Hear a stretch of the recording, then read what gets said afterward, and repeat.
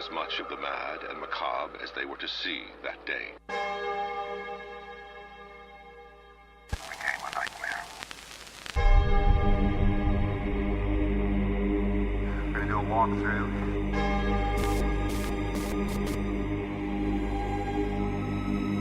Over 1,300 pieces of evidence were collected from the crime scene. Scratch marks along the wall.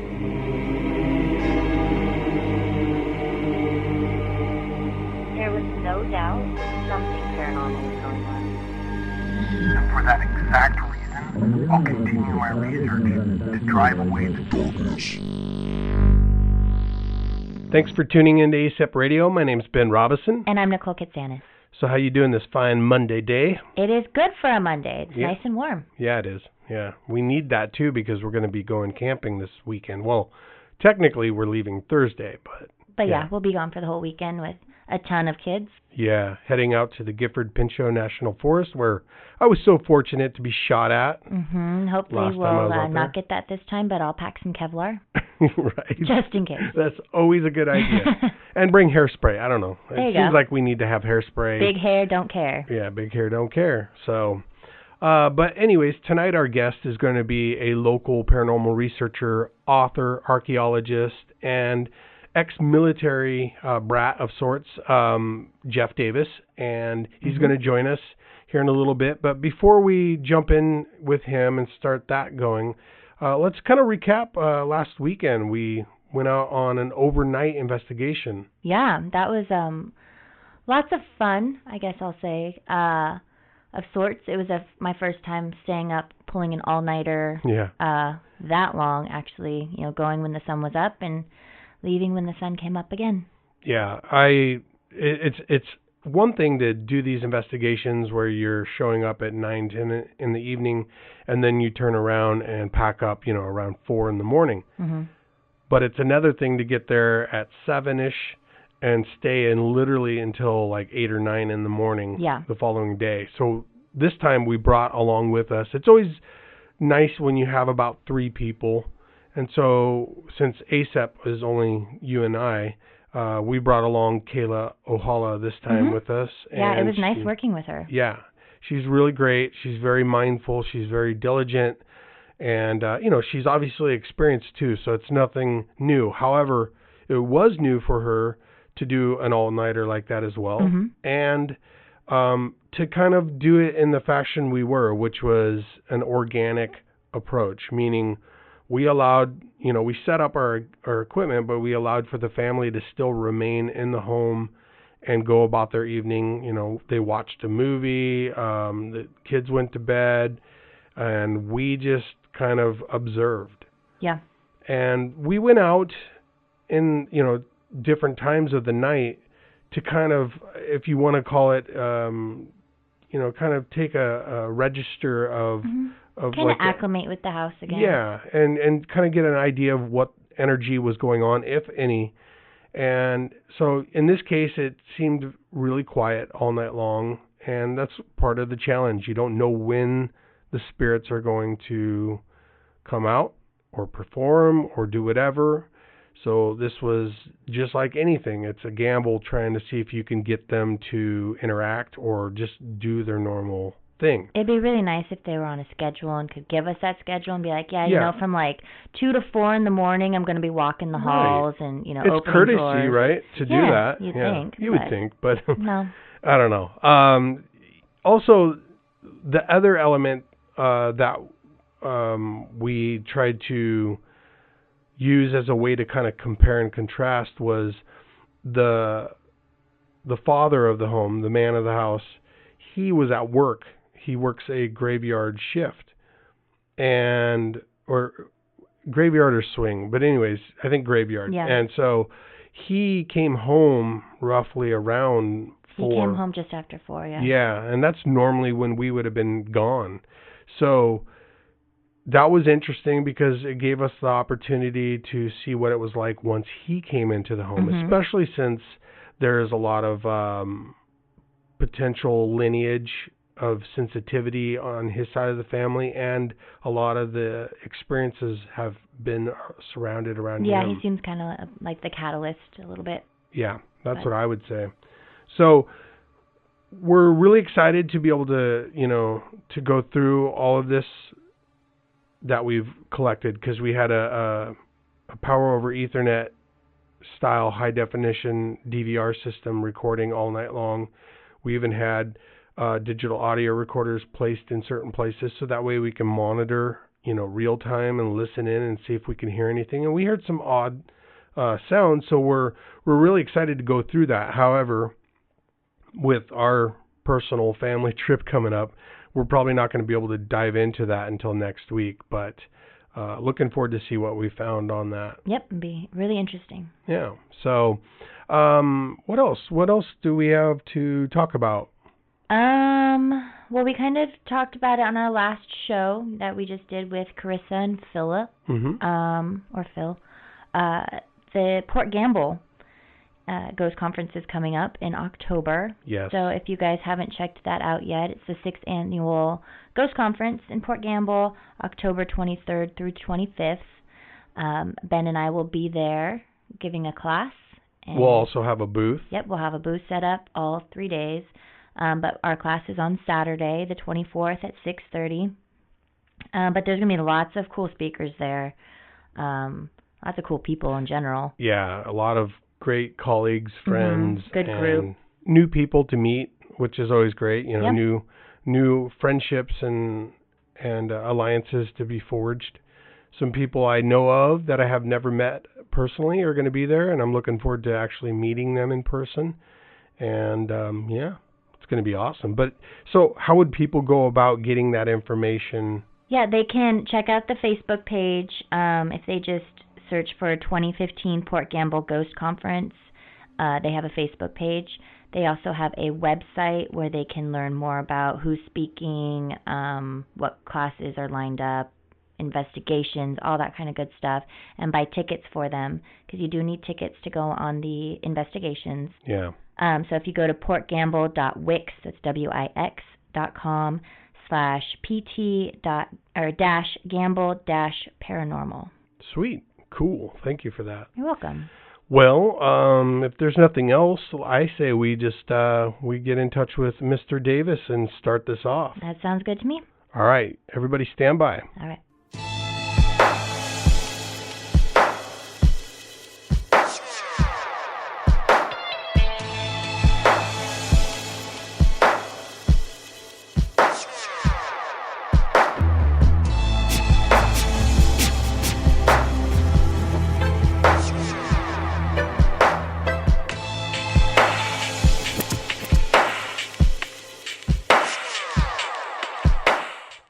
Okay, so we've got with us tonight Jeff Davis. Welcome to the show.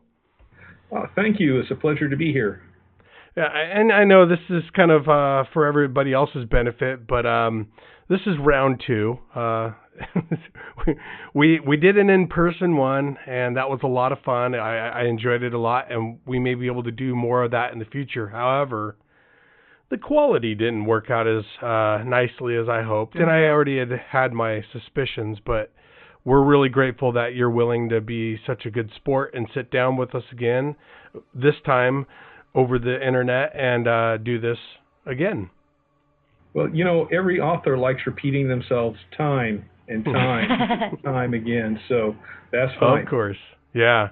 Yeah, and, speaking of that, like I had prefaced before we brought you on, you're a local paranormal researcher, you're an archaeologist, a historian, you were in the military for years, and you're also an author. So, nonetheless, we're really glad to have you back on the show to talk about some of the stuff we chatted about the first time. And in that first time, we kind of wanted to find out, more for the listener's sake as well, just kind of how this all started for you. What blossomed and piqued your interest to get into the field of paranormal research?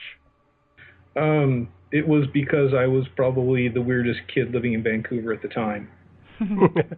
And I probably have arm wrestling with you or anybody else who probably says the same thing.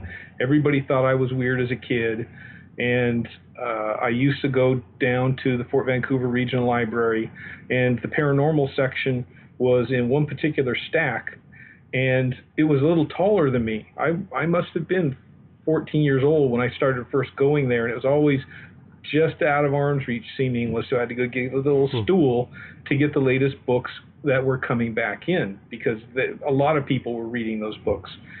And there was one great author who I think, in a way, was bypassed by time and progress. You remember Hans Holzer? Yes.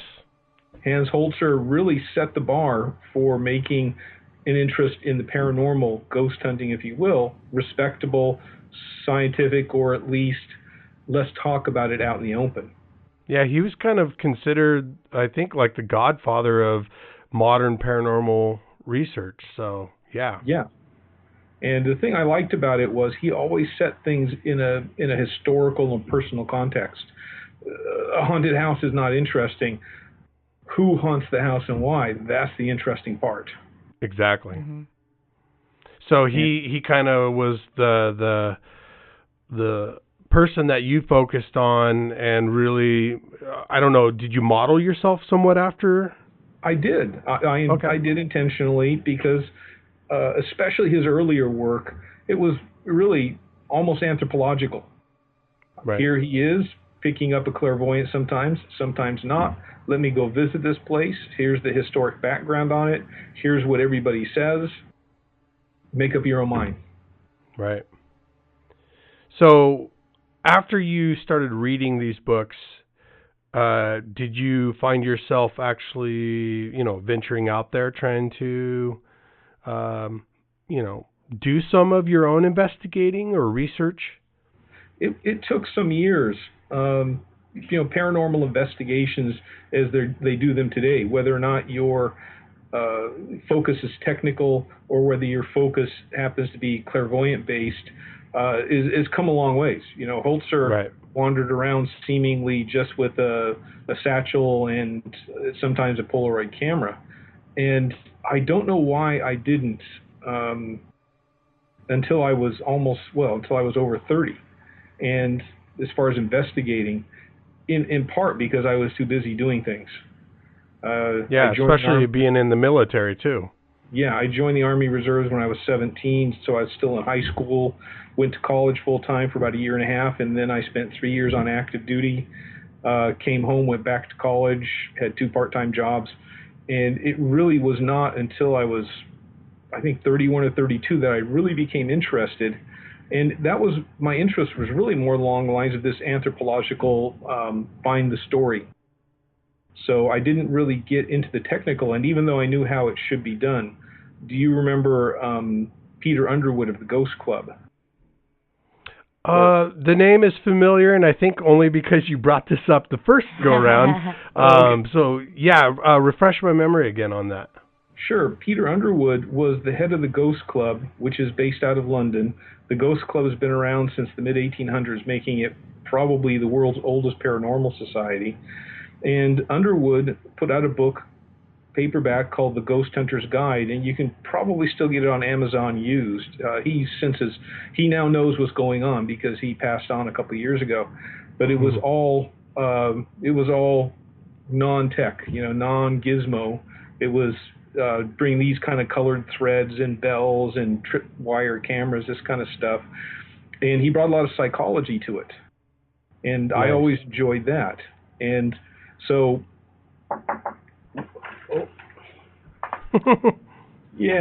so pardon my landlord coming in and, all right. So, no worries. Okay. Anyway, what ended up really starting this was that whole mix coming together of me being curious as an anthropologist as well as the technical end. And what spurred this was in the mid-1990s, I lived in England for a year and I did my graduate work at the University of Sheffield.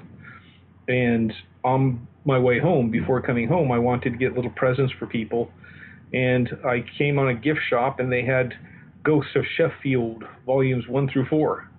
And Nice. these were very simple books. This little old lady took a whole bunch of 8.5 by 11 sheets of paper, and she had everything typed up in double columns, and then she took it to the English equivalent of a Kinko's, had them photocopied, folded them Folded in half. over, and they were, I think, 1 or 2 pounds, or about $1.50 to $3 a piece. And I said, you know what? If she can do that and make money, so can I. Right. So that really kind of started it, was that little booklet. And my first one was Ghosts of Clark County, and I paid to have 100 copies printed, sold all 100 of them within a couple of weeks, and used that money to fund my first set of books. And of course, you can't write a book about ghost hunting unless you do a little ghost hunting. Yeah, exactly. Well, you would hope so. You Yeah. hope that whoever's writing these books does it, but. And of course, my first big experience was the Vancouver Barracks Post Hospital. And let's talk about that. I that's obviously, and you know this, I don't have to even say it, but I mean, that's, for the Pacific Northwest, that's the bee's knees when it comes to the place everybody and their mom wants to get in and nobody can. So I'd love to hear about this. Yeah, I would like to get back in too. It really was, and the analogy, I still believe in this. It's sort of like you and your family decide, well, we're going to go hiking up into the woods. You know, you've got a little cabin at Jellystone National Park, and you say, oh, we're just going to go hiking up this hill. It's kind of a foggy day. You've got your picnic basket. Ranger Smith warned you about Boo Boo and the other bears. And as you walk, the sun burns off all of the fog, and all of a sudden you find you're walking up El Capitan. And that was really what it was like visiting and staying overnight in the Vancouver Barracks Post Hospital, because I knew from talking to the employees there that it was an active haunt. I mean, let's face it, early 1900s hospital. It saw, among other things, it saw after World War I, it saw the soldiers coming back, and then 40 or 50 of them dying from the Spanish flu, but hundreds and hundreds of them being ill. World War II, it also saw overflow from World War II soldiers coming back from the South Pacific, mostly, even the Aleutian Islands. So it's seen a lot. It's seen bad medicine and bad practices, probably.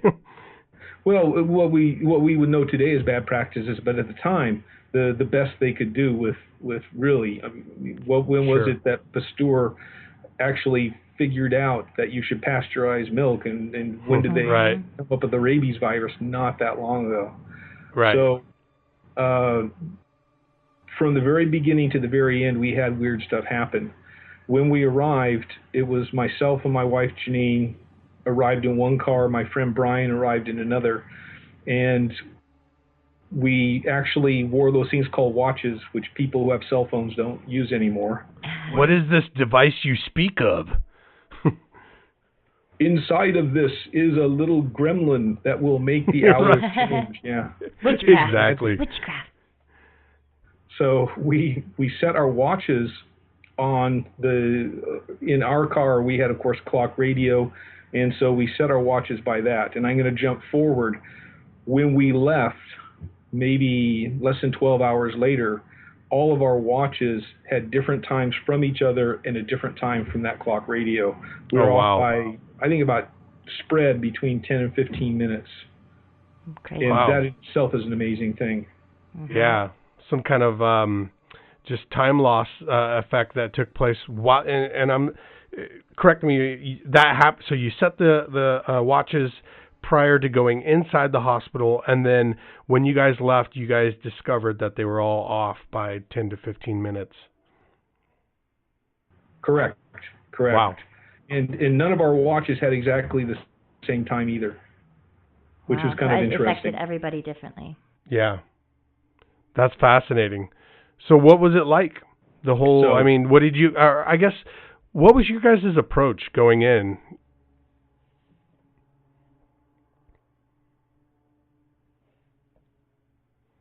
Uh-oh. I think we may have lost Mr. Davis. We did lose him. He didn't want to answer that question. He did not want to answer that. Stand by. I'll bring him back in. Oh, are you there?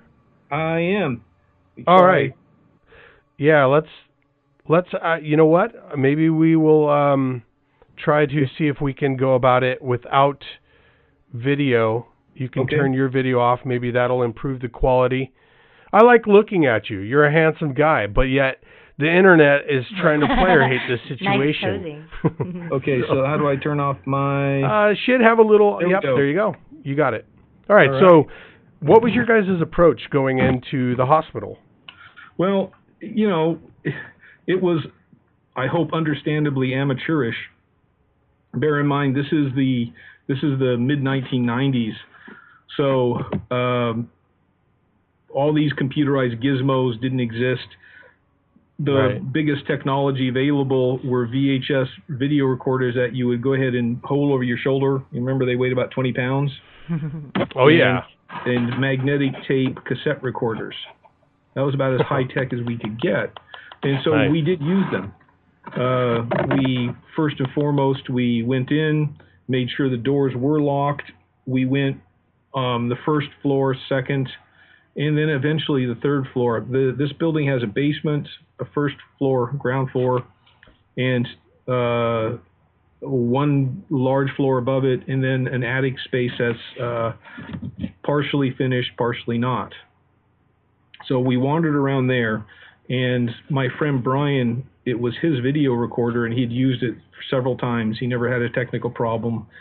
And one of the first things that happened about 45 minutes into us being there was we went into one of the wards on the second floor. And as soon as we went into that ward room, he started having battery problems. He got the battery warning light for a minute or so. Then the camcorder shut off. So we left and went into the central hallway where there's a little bit better light. He played with the battery a little bit, took it out, put it back in, and the camcorder started working. So we wandered around for a couple minutes, and then we went back into the ward, and then the camcorder shut off after a minute or so. So we took it out, repeated the procedure, it started working, and we went back a third time, and as soon as we went in the doors, the camcorder stopped working. So the message to us was pretty clear. You're not going to record in there. Do you know what that ward was used for? It was a general patient ward. It was just one big open room, and you probably could have fit. It was wide enough to have beds on either wall. Too bad you can't see my arm gesture since we cut off the video. But you probably could have fit 50 people in it. Wow. So it was big. It was. And after this building stopped being used as a hospital, that became a classroom for teaching various military subjects. Now, there were some isolation, semi-private rooms on the top floor, and you reach them by this one long staircase, and when you reach the head of the stairs, you would kind of make a left turn and dogleg around, and there actually was an isolation door. There was a large, heavy metal door on rollers that you could have actually blocked that hallway and blocked people in.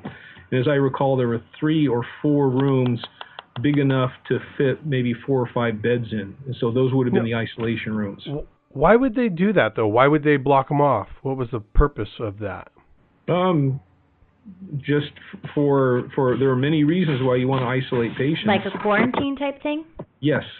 And it could be mental quarantine. It could be physical for various diseases. Multiple purposes. I mean, and I brought this up in my first book where I included this story.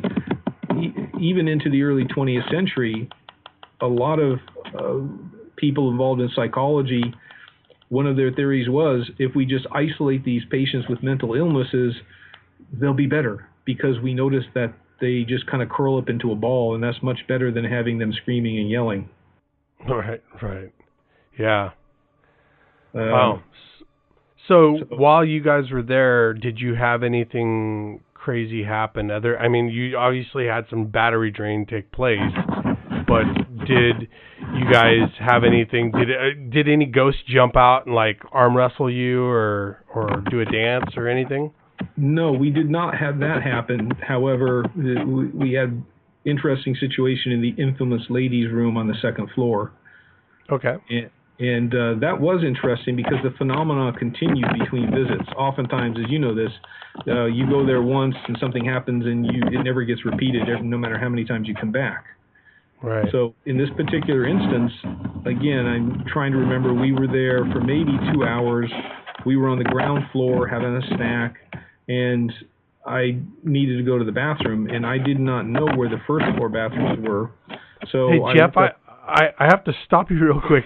We keep looking at each other. It sounds like, I mean, are you like moving your laptop around? We hear this constant shuffling sound and then almost like this like ticking sound, like a little... Like a tap, tap, tap, tap. Yeah, like a tap, tap, tap. And I'm thinking to myself, what is he doing now that the video's off?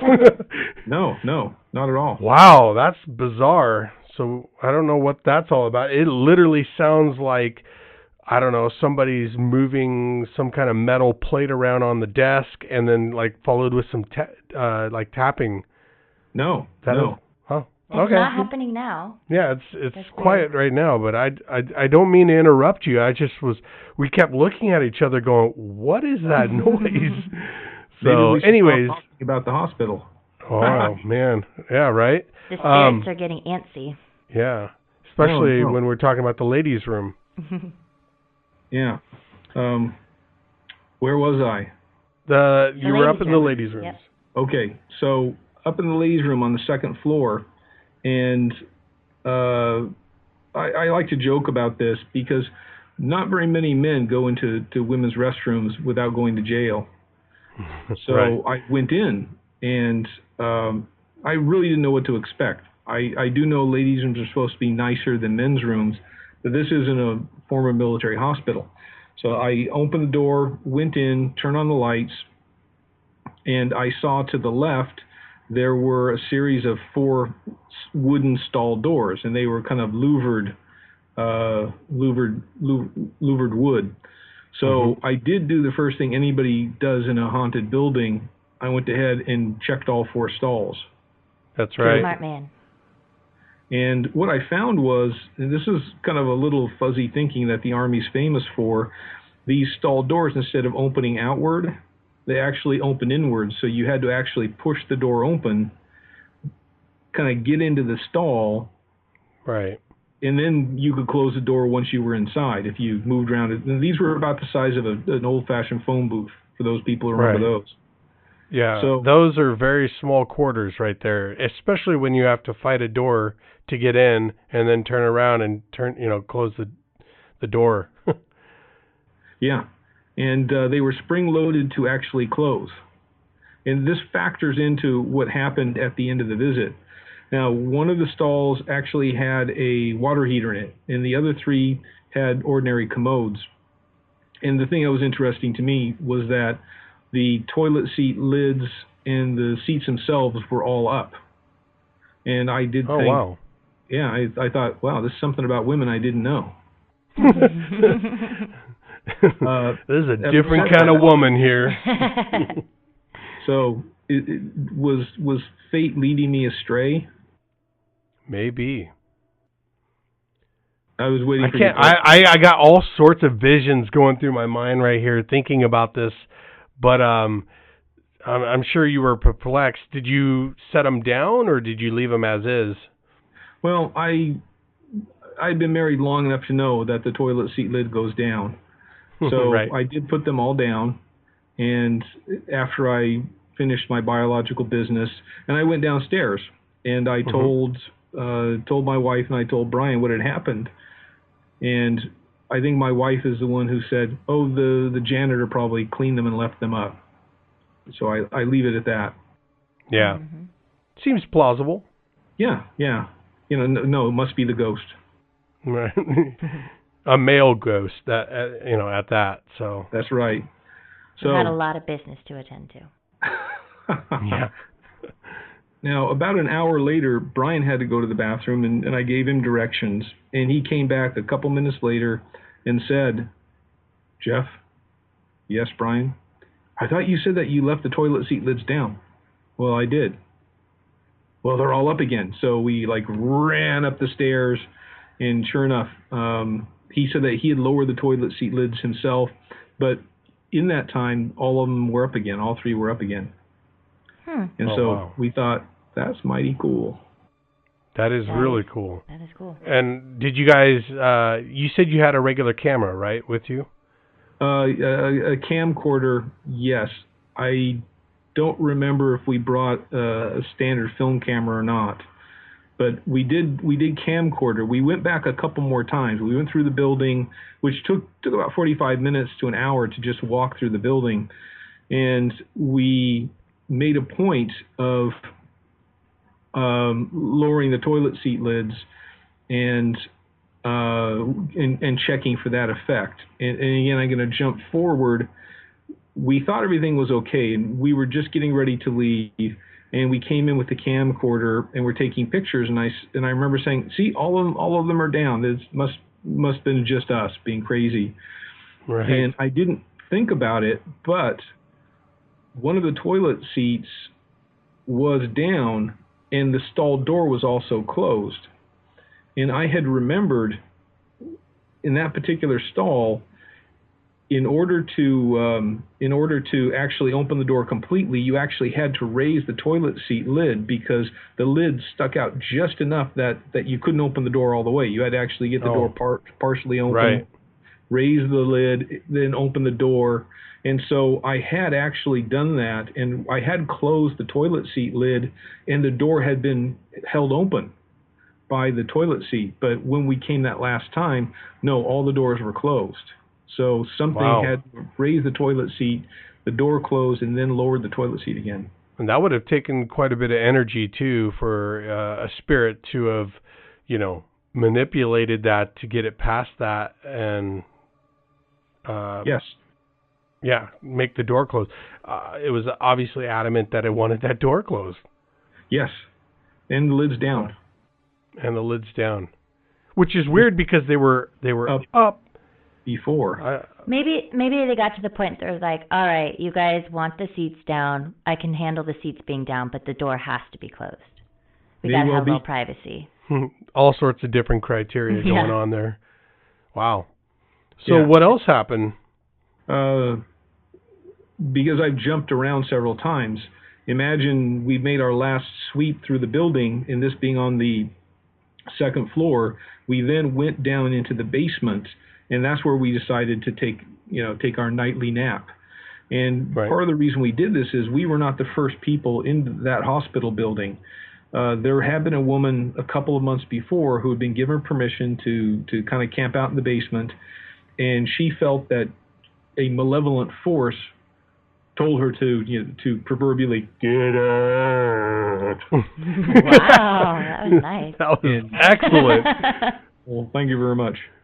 So, that factored into our decision to stay down there, and I couldn't help but be not skeptical in an unhealthy way. But I'll tell you what, if you're alone down in that building at the time, they had the building was actively heated and air conditioned. So there was all of the furnace and heating plant was all in that basement, and they had pipes running all over the place to eventually reach that third story to heat up there, the first and second. And there were probably two different generations of other heating plants, coal-fired and steam heat, also in that building. So there are all these pipes all over the place, and the system would come on, and it would chugga, and then the pipes would heat up, and then the heating system would turn off, but the pipes would start cracking as they cooled down. It was a pretty intense, and we knew what most of that noise was. Right. Now, I'm not sure how long we were down in that basement space, a couple of hours asleep, and the way we were set up, and this hallway was very, very wide. I'd say the hallway is maybe 12 feet wide. And on one wall, there was an extra large conference table, maybe 4 feet wide. And opposite it was a couch against the opposite wall. and open floor space of 5 or 6 feet in between. So my friend Brian laid down on the conference table, and I laid down on the couch. And my wife, Janine, actually was being nice to me because my back had been hurting me. So she took a thin foam rubber pad, and she was sleeping on the floor. And it turned out she was really lucky. Oh, really? Now, how so? Well, what ended up happening was, again, I'm not sure how long we were asleep, but I woke up to this kind of squeaky noise, a metallic squeal, and if I could try and reproduce it, I love the sound effect. Not very well, I know. Sorry, but awesome. So I opened my eyes and I looked directly across the room, and there was Brian, and his eyes were huge, and he was looking at me, and he whispered, "It's not me."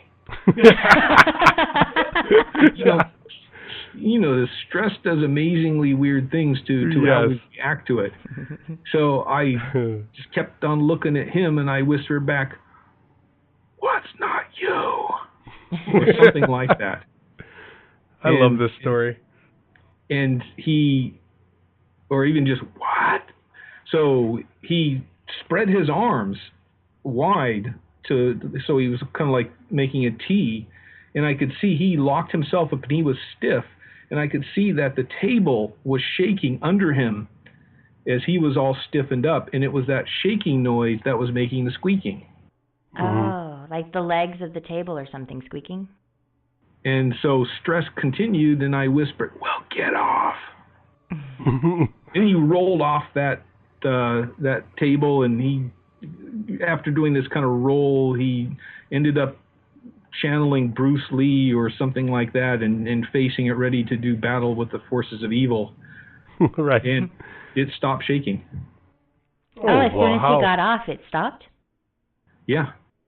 Now, some So people it was have him. suggested that there was some kind of, he was shaking himself in his sleep, maybe, but then again, he straightened himself right out, and I could see he was stiff. Other people have suggested some kind of harmonic tremor because of traffic. Crossing Interstate 5 is only about 100 feet away. I don't know, but it was an interesting phenomenon, even if it wasn't natural. That would have to be spot on timing, though, if he just happened to roll off and the traffic stopped. Yeah, could have been that. I was thinking maybe it was, like you were saying, suggested that it might have been him that was causing it, but when you saw that he was laying flat and it was still, shaking under him, almost as if something was saying get off, or it could have been those other explanations as well. Yeah.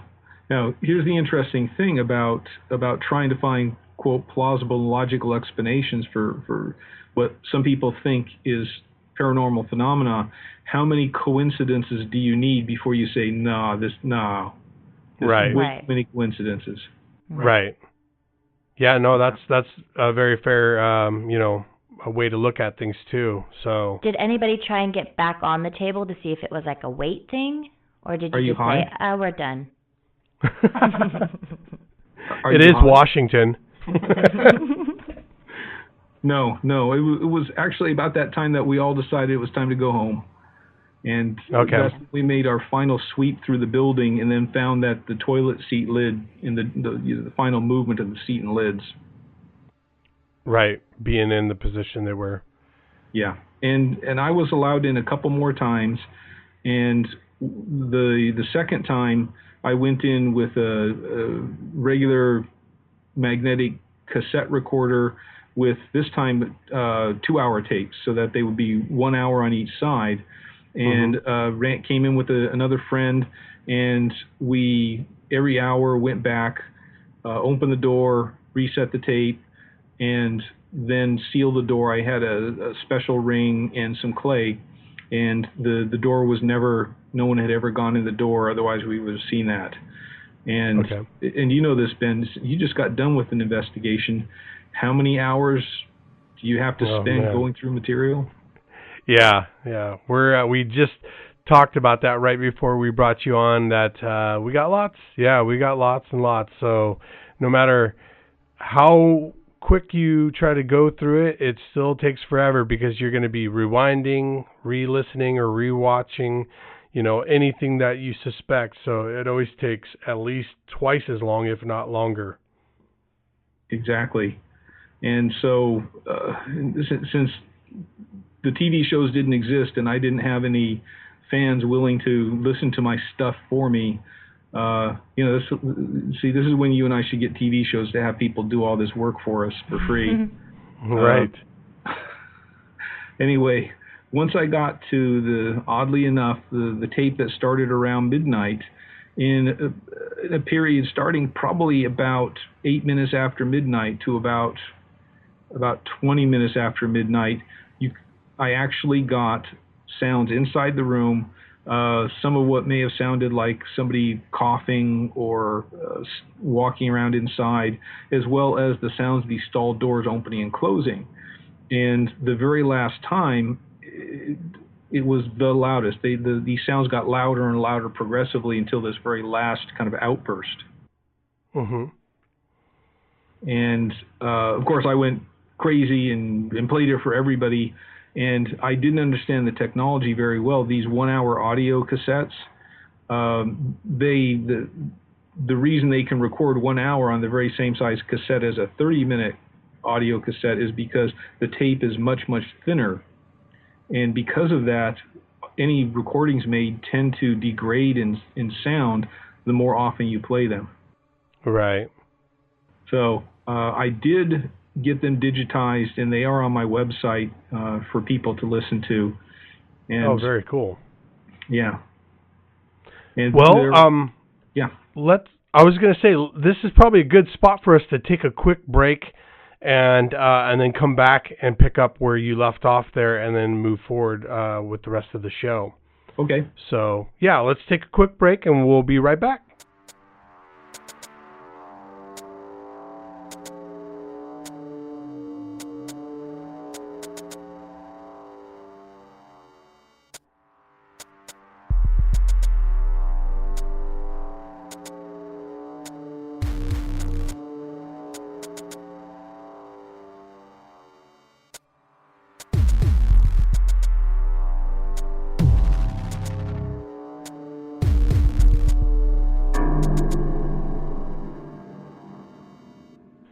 All right, welcome back to ASEP Radio. This is Ben Robinson. And this is Nicole Katsanis.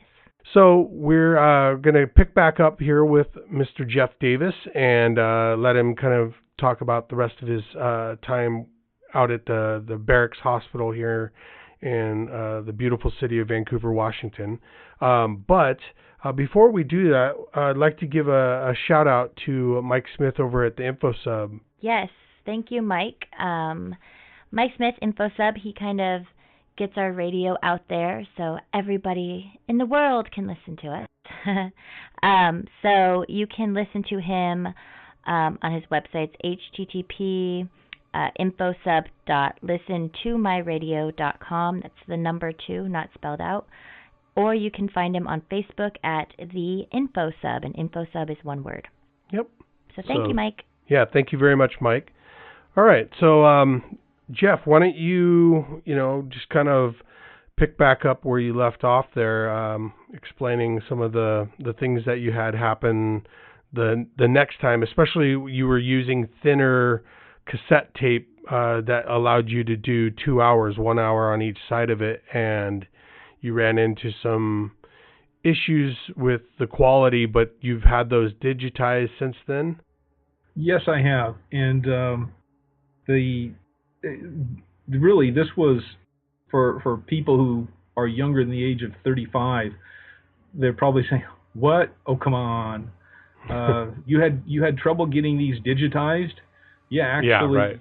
I ended up having to go to downtown Portland to a sound studio, and I paid them, I want to say something like $75 to just run through first 15 minutes of this regular audio cassette and then digitize it and turn it to wave formats for me. Right. And so I did end up using the old functions on Microsoft on Windows to slice it into finite bytes. But yeah, they are posted on my website. If I could give the URL for that. Oh yeah, definitely. You're welcome to do that now and even at the very end of the show. So sure. Okay. The website is ghostsandcritters.com. It's all one word spelled out. Ghostsandcritters.com. And if somebody, it's a free website, and the part of the problem is I've been maintaining it for 15 years now. So if you tried printing it, it's about 100 pages long. Wow. There are some bars, little button bars on the left, and I think you can reach the sound bites I'm talking about on either Military Ghosts or Ghost Sounds. I think both have links that will take you to the actual audio recording, the bytes. Okay. Good. So, we can put a link on our Facebook page. Yeah, we can. Yeah, we'll definitely do that as well. Good idea. Okay. We'll throw that up there and promote your site as well. So, did you have any other weird experiences or happenings when you investigated the barracks? Well, my father was stationed at the barracks when I was a kid, and when I was 17, as I said earlier, I joined the Army Reserves, and even though I was on active duty from time to time, I always seemed to end up coming back to the barracks, and I was in and out of 6 or 7 of those buildings down there. I was stationed in, or it was my building, substantial numbers of times. And this is the nice thing about approaching this kind of anthropologically, is just talking to people who've been there for years, because there were a lot of civil servants who had been there for like 20 or 30 years before I even joined up. And some of them seemed to have stayed there for 10 or 20 years too after I got there. So they would be able to pass on experiences to me and to others. So there is quite a lore of stories surrounding most of these buildings. And I mean, it'd probably be a whole separate show. Yeah, no joke. Yeah, and actually I should have, when I said barracks, I really meant to talk about the barracks hospital, since we had been talking about that. So my apologies for muddying the waters there. I know you had mentioned before something about like a time loss, like where your watches were off. Yes, and I'm not sure if anybody else experienced it. And if somebody would go in and only spend 8 hours, which is about what we did, 8 or 10 hours in there, they might well just think their watch had gone a little wacky. But yeah, we left after the toilet seat lid incident and on that first visit, and that is when we went out and we're trying to be semi-official, and we cross-checked times and found out all of our watches had the wrong time, or different times. Right, and you had synced them before going in. Correct. Yeah. And it was on this second visit that I got the audio recordings. And unfortunately, I never had anything to really top those 2 visits. I went back 3 or 4 more times, and really we didn't have that much happen. And then the civil servant who was the manager of the building transferred, and there really was not that much interest in bringing or allowing me or other people in as ghost hunters. And people started showing up at odd times, and that really began kind of the bad fallout from becoming a ghost hunter's haunt, if you will. Yeah. And that's vandalism. Yeah. Yeah, there's been many times where it's been broken into, and people then been caught and confessed to being these ghost hunters, and it's just, it's really made it more difficult. It's I don't know if there'll ever be an opportunity ever again for anybody since when you were there, which is too bad, because I think it's such a neat place. So many people would love to have an opportunity to go in there and respectfully do research, but there's always a bad apple out there. Right, which actually was the impetus, the reason why you and I talked about me coming on was actually about one of your set of Facebook posts it's about 3 weeks ago now, isn't it?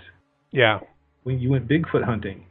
Well, excuse me, Bigfoot researching. Well, yeah. So it's funny. I have the big, I'm really, I hate the term ghost hunter, and I know people for the most part use it because that's a popular way to describe, folks that are doing paranormal research, and most of them mean it, affectionately. Without going into a rant or a side topic here, I believe there are differences between people who are ghost hunters and people who are paranormal researchers. But when you really get down to the root, the definition of the word hunt, if the people that I am referring to as ghost hunters didn't conduct themselves in the way they did and cause so much damn problems, I wouldn't have such an issue with the word hunt, because hunting for something doesn't mean you're actually going out there to kill it. Although, the way some of these folks act, especially with posts I've seen and just their approaches and everything, it definitely sounds like they're trying to go out there and shoot and kill a ghost, which is clearly not possible unless you're part of the Ghostbuster team with some ray packs or whatever. But across the streams. Right, exactly. But when it comes to like Bigfoot or Sasquatch, I use the word Bigfoot hunt, not because I'm armed to the teeth and trying to shoot one and whatnot, but it makes more sense. It seems weird when you say I'm going out on a Bigfoot investigation, because you're not really like investigating, and it's not so much it's like research. I mean, it is and it isn't, but it just doesn't feel right to say Bigfoot research or Bigfoot investigations. So anyways, all of that just to say it's okay to say Bigfoot hunt.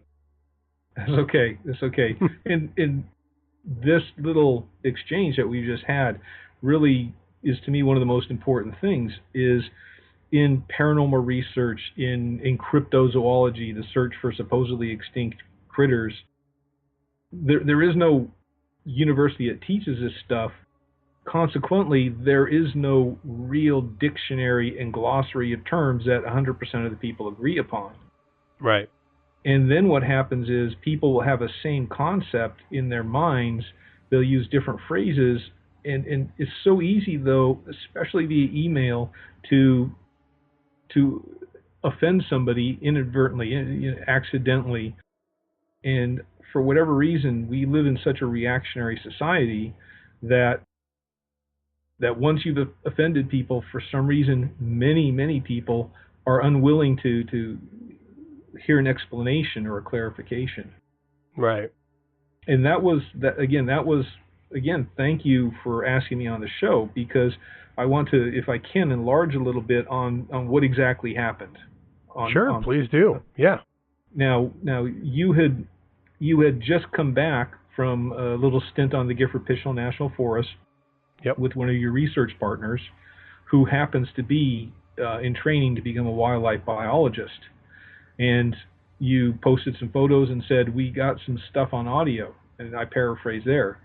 And I know you, and I know you're a very careful researcher, but you have a much larger audience than I do, and I had a whole bunch of, I read several responses that read almost like giddy school kids saying, ooh, we're going to go out and do it too.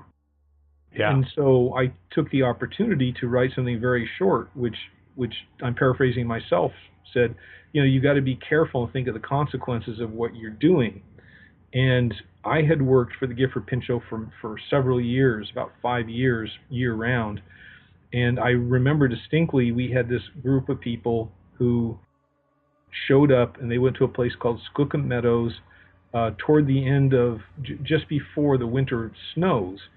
And they played what they thought were Bigfoot calls, and they threw apples in the marsh, and various other things. And they didn't check with the wildlife biologists, and that was an exclusion area against hunters and really heavy human traffic, because what happens to a lot of these critters, that's where the female elks will gestate before giving birth. And so sometimes if they're really spooked, they'll spontaneously abort their fetuses. And that was behind my comment. And it was a short, brief comment. I should have enlarged on it. And so I got a response from you that sounded very much like Robert De Niro saying, "So, you're saying I shouldn't go to the woods?" But are you saying what I did was unwise, my friend? Yes. You talking to me? You talking to me? Yeah, and that is the thing. It's so hard to tell, what it was. Because I know when I was asking that question, I was like, oh, crap. So was it unwise for us to go out there and blast these calls? Because I had never thought of that. And I'm always learning, and I had mostly focused on supernatural phenomena versus cryptozoology. And so lots more learning, lots more things to come from. And I was like, oh shit, what did I do wrong? Because I knew when you were speaking, because I look up to you, and you've been kind of a mentor of sorts for a lot of us around here. And I was just thinking, what did I do? And so, yeah, there's always that mixture and worry, and sometimes it does look like, as you worded it, like somebody's getting flamed, and so, yeah. Yeah, and I feel bad about that, and I'm glad though that we were adult enough to talk about it. And if I come across as righteous at times, it's because, guess what? I've made a whole bunch of mistakes, and I really don't want anybody else to make the same mistake I made. So, but again, God bless and curse the internet at the same time. Right. Well, and it's honorable about what you were trying to do, and it just it's a great reminder that we're all colleagues, we're all friends, and we're all looking out for the best interest of not only us, but we're also looking out the best interest for other things that can be impacted in this case, wildlife, because that's the last thing I want is to cause that. And so it's great information to learn. And again, knowing that these are your friends and colleagues, that they're not trying to bash you and make you look like an idiot, is really where we have to just kind of, always focus ourselves. And I know as well as anybody, it's hard for me too, because I tend to always think, oh, somebody's jumping my ass about something. But it's just a good reminder, and it was a great piece of information that you offered. And I think it's just a good lesson for us all to know in this field is there is no textbook. There's no, there's good ways and better ways to do things, but there's no necessarily right or wrong way to do these things. So we need to have this dialogue and this back and forth talk, because you may think, okay, I've thought everything out. I'm doing it right. I'm being respectful, whether it's going on a Bigfoot scout or paranormal, like anything that you're doing. Someone else is going to have a different thought process, or they might think of the one thing you didn't even think of, and it's going to affect, everything. It might not just affect wildlife. It could affect, if you go to a cemetery or something, you might not think of something that could affect everybody out there. There's people who probably go on ghost hunts or whatever, and they think they're doing fine. They don't realize, though, coming in at 2:00 and not getting it okay, that's trespassing. It's illegal, and now it's affecting everybody else because no one can come in now. Right. So it's just kind of nice that we are all adults. We need to act like adults and be able to have this dialogue and leave the egos at the door. Exactly. We're all learning. We're all in the same boat, same team. We got to act that way. Yeah, I agree. Maybe in the next set of Ghost Hunters conferences, instead of having the do's of ghost hunting, we'll have the don'ts. Yeah. Mm-hmm. Yeah. Well, go ahead. Sorry. I was going to say, and that is happening. Who are the ladies that have the handout about mold and mildew and hazmat and ghost hunting? Oh yeah, paranormal safety. Elaine, I'm totally spacing her name right now. I'm sorry, Elaine, but yeah, I know who you're talking about. Paranormalsafety.com. Yeah, and bravo, because that's something a lot of people don't even consider. Is you may well send the janitor down there with a respirator, but ghost hunters don't need any. Exactly. Yeah. Yep. Now, speaking of the whole do's and don'ts, I guess we can kind of roll into the segment I affectionately like to call talking shit. And in this segment, we can kind of just, talk about some of those things, the things that we feel are being done right or not being done enough that could help us out better. Do you have any input on things that you've observed or witnessed and watched with regards to the do's and don'ts?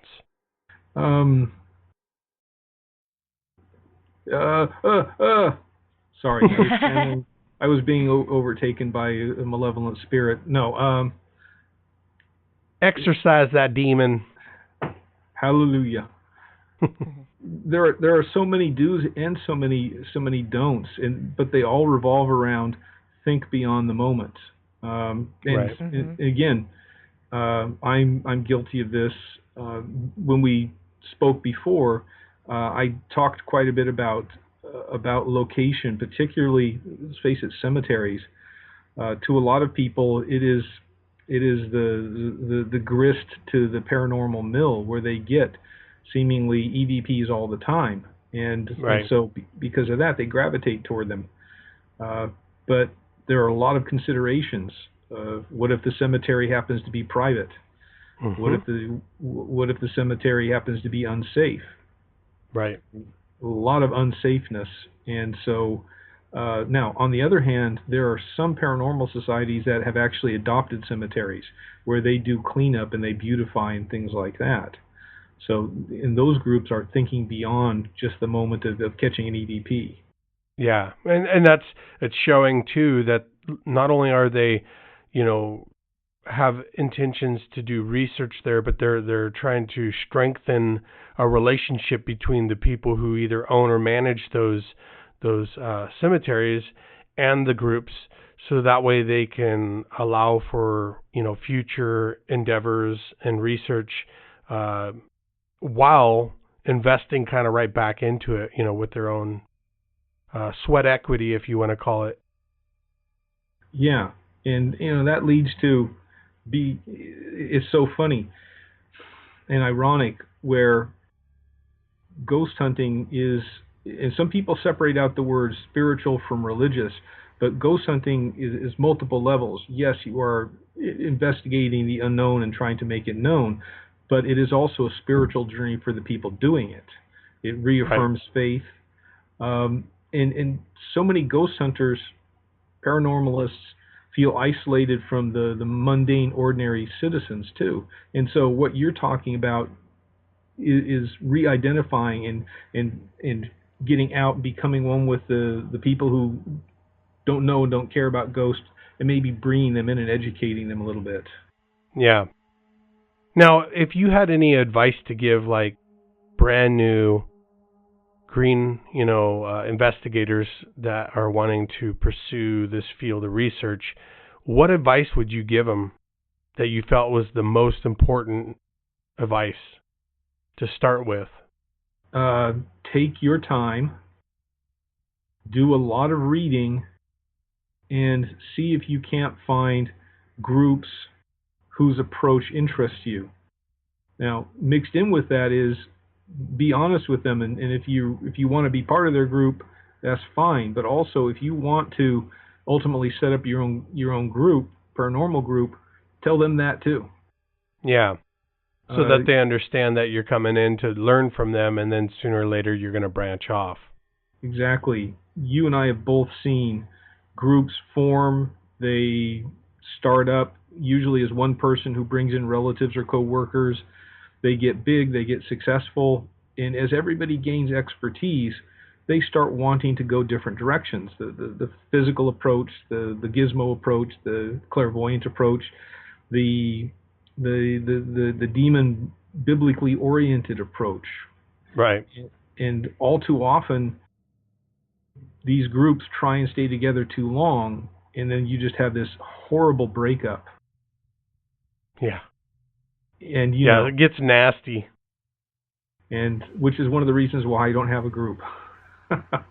Tell you what, I said it over the weekend too. I'm so glad I don't have to run a team anymore. My very first one was a great experience in many ways, but it also came with a lot of hardships and some serious, heartaches as well. I had people turn on me, come up with crazy, lies, steal from my nonprofit. It was a waste of their time and energy. And because I'm one of those kind of people who do care about what other people say and do towards me, it impacted me pretty, bad. And so over the years, it just kind of became more of a hand holding, and I didn't feel I was pulling my weight as, a leader. So I just decided to, move on and let them run it. And ultimately they gave the group back to me, but, and they're all great people, but, I loved working just as, an autonomous situation, which is why I kind of named ACEP what I did. But then I brought on my beautiful fiance, Nicole, and she's awesome. She's kicking ass and taking names, and it's great. We're small still, and we're not really like a team. And what's great is I can call you up, Jeff, and say, Jeff, I've got a case coming up. You want to join me? And you can say yay or nay, and we can bring along whoever we want, but we don't have that constant overhead of dealing with other people and worrying about them, not being forthright about things. Yeah. And for a long time, it was myself and my wife, and we're no longer married, but we had some enjoyable times. Toward the end, she got tired of staying up till 3 a.m, and so after a while, it became conventions and really fun road trips.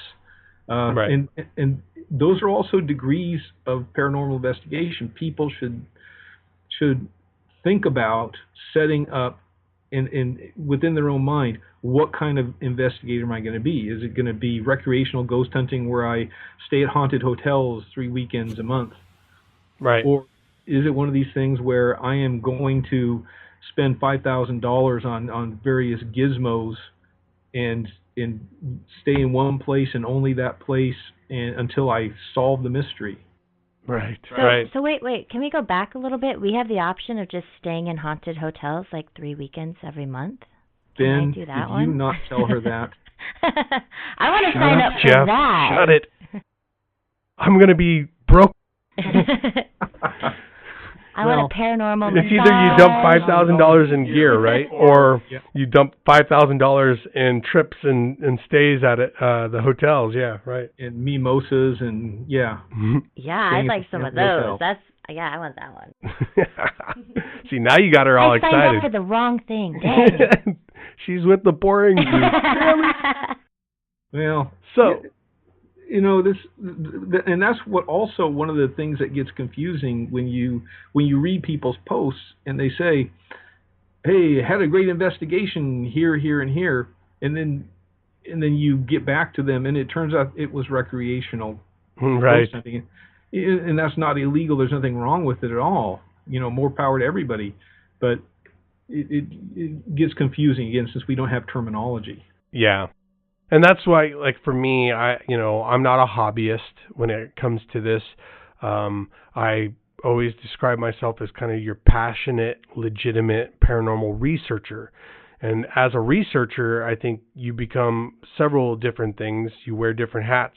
You're an analyst, you're a, investigator, you're a historical researcher, interviewer, all that stuff. Whereas, some of these folks, they just want to get to the fun stuff, and they don't do any of the other things, and it's either hobby or recreational. So, and again, like you said, more power to them, as long as you're not screwing up stuff and making it so I can't get into the Fort Vancouver barracks. Oh wait, that already happened. Gotta get past that. Shit. Gotta get past. Well, yeah, I'm supposed to cuss here, aren't I? Shit. Oh, the token cuss word. Thank you, sir. You're a good man. It's one of those things after all these years that was kind of trained and punished out of me was cussing. So right. Now I'm doing it again. Well, and you can blame me. I will. But the other bad fallout of people equating light ghost hunting with ghost hunting heavy is they get offended if you start challenging their results. And this right. Let's be adults. Let's put talk the about ego this. away. Yeah. This is true. That's an ongoing issue constantly. You see it all the time. People critiquing other people for what they do. Now, I wish, like you said, we had defined, kinds of paranormal research or ghost hunting and things like that. Some definitions, so that way people can say, okay, I proudly wear the hat of being a ghost hunter, and this is how I do things. And okay, fine, we'll see you in the news when you break the law every time. And then you've got your researchers who do the very boring stuff, and they put on their Facebook pages, yeah, we've done investigations, and nobody ever sees any evidence because 99% of the time they're walking away with nothing that they feel is solid, credible proof, and so on and so forth. But maybe someday, and I don't know if I'll ever have that kind of drive in me to see if I can muster up an army of people that support that and back it and turn the tides here in the world of paranormal research to have that. But who knows? Yeah, and so, it's all changing too because TV shows, paranormal TV shows. Right. I really see a trend, and I don't have the numbers for you, but think of the number of paranormal TV shows on various cable networks 5 years ago versus now. Yeah. Probably half as many. Yeah, less. Exactly. Yeah. And I think some of these shows where the producers are thinking about ratings and the hosts have dubious qualifications that's really been bad for serious paranormalism. So in some ways, getting some of these shows off the air can be a good thing. Exactly. Having said that, any of these shows that are on right now, I didn't say get rid of you. Don't sue me. Now, speaking of that, you've been on some shows, right? Yeah. One of my first entree into this was in the early 2000s. There was a show called Haunted History, and it was kind of the quintessential model for how TV portrayed ghosts and the paranormal for many, many years. Right. The show would travel around, and they would find people who were ghost experiencers. They would do some interviews, talking headshots with them. They would get historians or experts in the field, do interviews with them, do reenactments, and then have some kind of closing monologue. And that kind of old school I like, because it oftentimes does leave it up to the viewer. Right. Not quite so sensational as oh, the ghost scratched me. You remember that was almost a fad about 8 years ago. Every paranormal show had somebody get scratched. Right. Yeah. Yeah. I would agree with you. I think I'm more drawn to that old school, like the Unsolved Mysteries and In Search Of and Haunted History and, those kind of shows that were out there. They presented the stuff and ultimately left it up to you. It's like a choose your own adventure book. Yeah. Well, and documentary, when you mentioned In Search Of, it was done in a documentary style. Mm-hmm. And they're very credible if they're factual and well done. Right. Most recently I've done a couple of stints on the Dead Files, and one of them was in downtown Vancouver at the Slocum House in Esther Short Park, and that aired, I think, the same year. And oddly, in 2014, I did a spot for the Dead Files, and that was that Staten, Oregon, south of south of Salem. That aired about 3 months ago, so they carried it over. And I can't give you details, but just a couple weekends ago, I did another spot with the Dead Files, and all of them as a historian. And sure. I'm sorry? Oh, I was just saying, yeah, sure. I mean, and that's exactly what you also are, as a historian. Yeah, and so I do like that show. They were pretty much as advertised.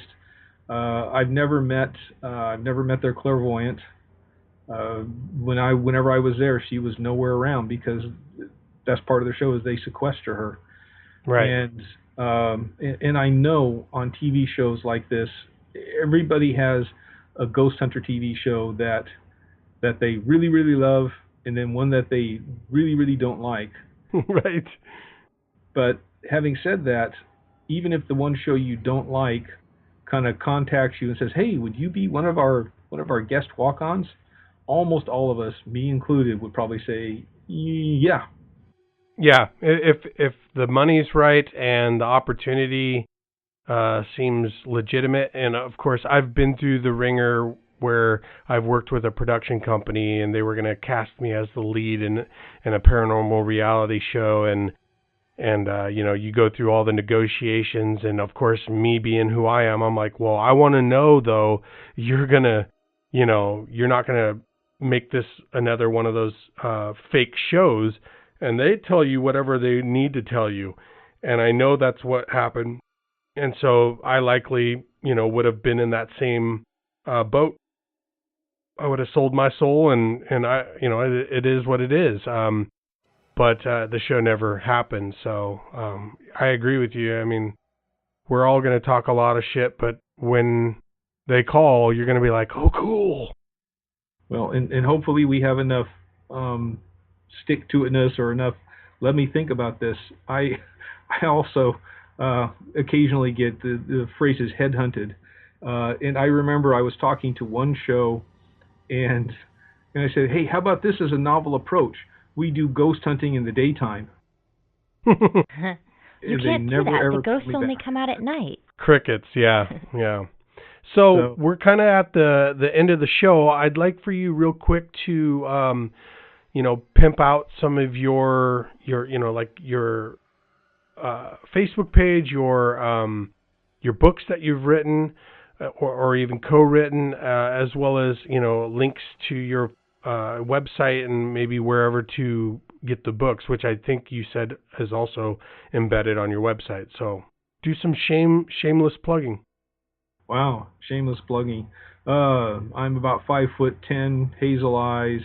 Oh, single. Long walks on the beach. Aww. That's right. Holding hands, cooking gourmet meals. But do you like pina coladas? Mojitos, actually. Oh, okay. For people interested in my books, my website is ghostsandcritters.com, and it is on the website. Most of it's free. You can get a little bit of a blog that I don't update very often, but I've got an archive of other people's ghost stories. You can buy my books on the site as well, and contact me there. I do have a Facebook page just under Jefferson Davis, but it's a mix. You would actually see I'm heavily involved in historic preservation. I have a 501c3 that is the Vancouver Barracks Military Association. If you're interested in serious history, you can look up the vbma.us. That's our website there. And I don't turn down Facebook friends, but you would also see a whole bunch of family stuff and history, political stuff. So I recommend people maybe becoming Facebook friends, but it'd be really selective as far as what I can respond to. Yeah. And we need to get the GPS coordinates to your home, so that way people don't call every Jeff Davis in the phone book, they can just go right to your house and be ultra creepy.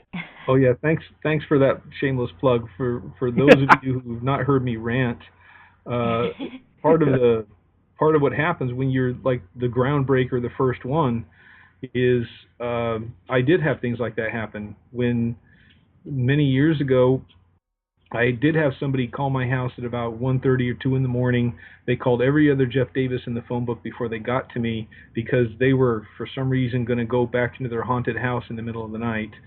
And once Google Maps started showing where my house was, I had somebody show up about between 10 and 11 p.m. to talk to me. That's crazy. It's a crazy world. That is ultra creepy. Yeah. Well, I would like to thank you for not only once sitting down and chatting with us, but for a second time to do this. Again, the reason why I did it was the quality was so bad, and I feel it's a disservice to my guests to, have a poor quality sounding show, and so I didn't want to do that to you. Especially since I consider you a friend and colleague, and plus we live in the same town, and I'm pretty sure you probably own some weapons. At any rate, and knows how to use them. Yeah, and so no, I just wanted to make sure we represented you in the best light, and so thank you once again for taking the time out of your life to sit down and chat with us. And I appreciate it, Ben. It's always a pleasure seeing and talking to you. This is the bad part about not being paid professionals is we can only get together individually or groups only once or twice a year, and I regret that. Yeah, it is what it is, right? Yeah, I agree. Yeah. Well, Jeff, thank you again for talking with us, and we'll be in touch soon. All right, great. We'll talk to you later, and look forward to people visiting me online. Sounds good. Have a good night. You too. Thanks, Jeff. But wait, there's more. I'm recording us again. Jeff, I want you to sing. Do that thing you do, that special song. Oh, my sound check. There you go. I am the very pattern of a modern major general of information, vegetable, animal, and mineral. I know the kings of England and all fights historical, from Marathon to Waterloo, in order categorical. In short, I am the very model of a modern major general. And I'm teaming with a lot of news of the square of the hypotenuse. And that's about where I lose. That's awesome. I had to get that on recording. You're paralyzed, aren't you? Unable to move. Right, so we just finished chatting with Mr. Jeff Davis, and that was nice to be able to record it this time in better quality. I'm just glad we didn't offend him enough the first time that he agreed to come back and do it all again. Yeah. No, I think he's pretty thick-skinned, and he's, mature enough guy. He's a good guy. Yeah, he is a good dude. And I own a bunch of his books. I highly recommend it. He's got some pretty good stories and information in his book about the Pacific Northwest, or specifically Clark County, Washington as well. Mm-hmm. So at any rate... go buy his books, check out his website, definitely. Friend him. Yeah. Don't go to his house or call him in the middle of the night. Yeah, don't. All right, well, other than that, I think it'll be nice. We're going to take a little bit of a nice summer break and enjoy the good weather, and then we'll be back to bring on another guest here, and we got to get that guest, of course. Well, we have another person. Well, yeah, so that's in September, but I'd like to get at least one more for August. So hopefully we can do that soon. So if you want to be on this show, call us. Hit us up. Call me, maybe. Preach, bro, preach. All right, everybody have a good night. Thanks for tuning in.